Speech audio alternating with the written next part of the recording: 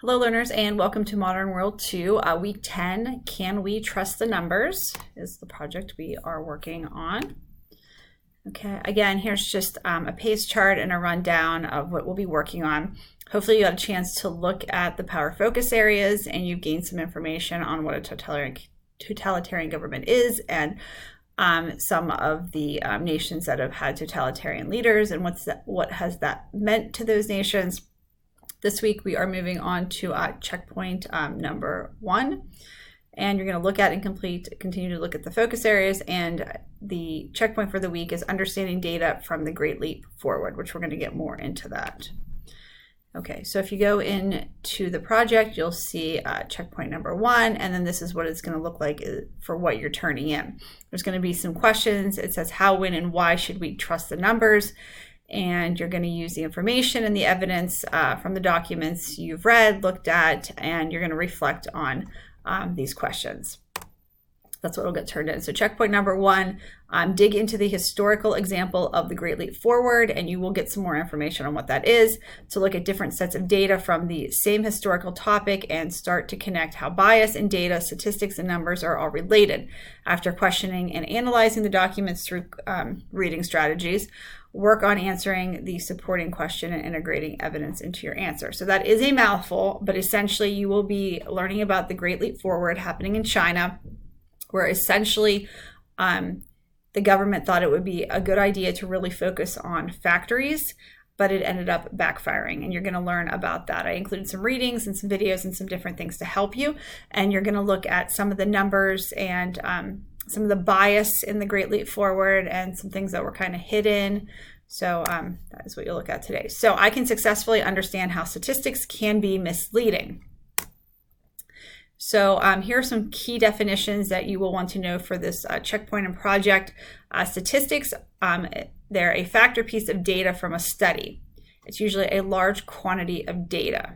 Okay, so you're getting your statistics, a fact or a piece of data. And data are facts and information collected together for reference or an analysis. Okay, so you need to come back to those and really think about it. So statistics, a fact or a piece of data, and data are the facts or information collected together. Okay, so I want you guys to brainstorm all the statistics you hear, see on a daily basis. Where do you see and hear them the most? So where do you hear numbers? Where do you hear this is greater than this? You should buy this. This is, this much better than this. This has this and this and this. So just take a minute and think about that.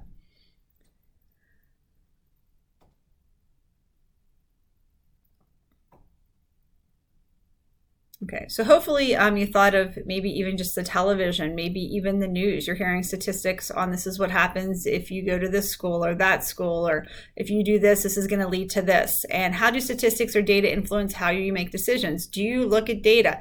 Do you look at things? I'll tell you what, before I buy something on a website, I usually go in and I look at the reviews. I look at the data. I look at, how many people like that shirt.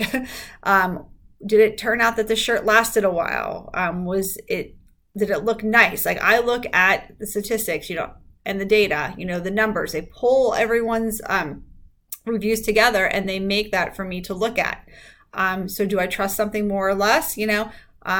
I do. I trust that I'm going to like that shirt a little bit more if I look at the reviews. Does it make something seem more credible if you have some data, some information? Does it matter where the data comes from? That's an interesting thought too. Think about that. Where if the data comes from? Is it going to be biased if it comes from a certain area? If it's a gun manufacturer and they are supplying you with the data, do you think it might always be completely accurate? Do you think there might be a little spin on it? Okay, so you're going to read, look at, please look at, read, and take notes on the statistical bias types explained. You will also read and take notes on the article, The Great Leap Forward. So it's going to explain to you exactly what happened in China during the time period and how the statistics of the time period were definitely misleading. You're going to want to take some notes on that too. That's going to be a great place to get some information. And finally, please take a look at the slide entitled Bias to get a better grasp on the definition. Okay, then you're going to watch how statistics can be misleading. And this is really interesting. It talks about different ways of looking at things, different ways of presenting things. I think the hospital example is very interesting. Like even thinking about how are you going to select a hospital? You look at, this happened or that happened, but the information from the hospital can be given to you in a way that's not exactly accurate. Okay, so kind of keep that in mind. It can persuade you based on some information that's misleading. And when you're done, I want to take you to take a second and complete the flashcard Quizlet on statistics, data, and bias. Okay, then I want you to explain, since we need data to make informed decisions, what is the balance between questioning bias or manipulation in data and using it? How much do we question it? And, do we feel safe actually using that data? How much should we question the manipulation of something? If somebody says, this is this much better than this, or this has this than this, do we question all of that? Or, do we take their word for it? Okay, so I want you to take a quiz on data and bias. And this is the data set that you are going to use then to help complete the graphic organizer that you're going to use then to complete your checkpoint. So you're going to find these in the lesson. You see these a lot. Okay, you see the readings, the document sets, and then you use it to complete a chart. And then, like I said, you will then be able to use that to complete your checkpoint. Okay, so the elaborate section, you will take the information you gained in this lesson and complete checkpoint number 1, understanding data from the Great Leap Forward. And you will be assessed on the following COG skills. So you're looking at a point of view purpose. Okay, so that's huge. You're going to develop a skill by identifying the point of view or purpose behind the data. Argumentative claim, you're going to be learning to support questions, support evidence with an argumentative claim, and you're learning how to pull out the evidence, okay, to integrate evidence into your writing. Okay, express. Write a short reflection answering the following question on your learning. What new information have I learned from this lesson? Okay, and again, here's the project overview. Okay, so remember, for the project, you are going to complete an inquiry in which you look at 2 historical and 1 contemporary issue with data and how it can intentionally and unintentionally present biases. So you're learning about 1 historical event issue in this lesson, and then we'll have 2 more to learn, well, 1 historical and 1 contemporary coming up.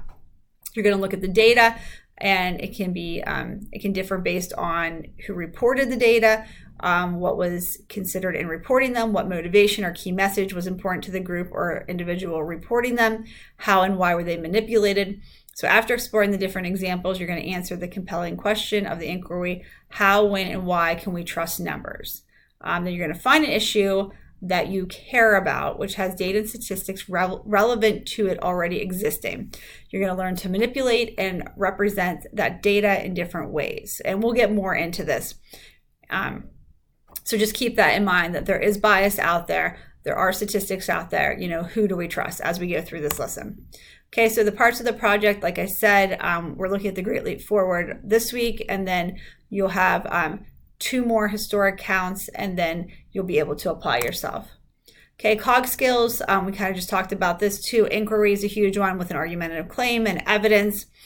Personal manipulation of data with selecting the evidence, organizing, representing the information, and also multimedia in communicating your message. And some of the habits of success that, we've been talking about habits of success, making you successful in school. The big one in this one is relevance. And throughout the project, you're going to have opportunities to reflect on how learning about bias in data and statistics will influence your own decision-making and your life. So you'll look at numbers maybe a little bit differently after this project. And, when you're looking especially at history from now on, you might question, where did the numbers come from? Who gave these numbers? Are they accurate? Okay, 2 different sides, 2 different opinions. So any questions or concerns, please reach out to me. But let me just go back really quickly and just remind you that what you're going to turn in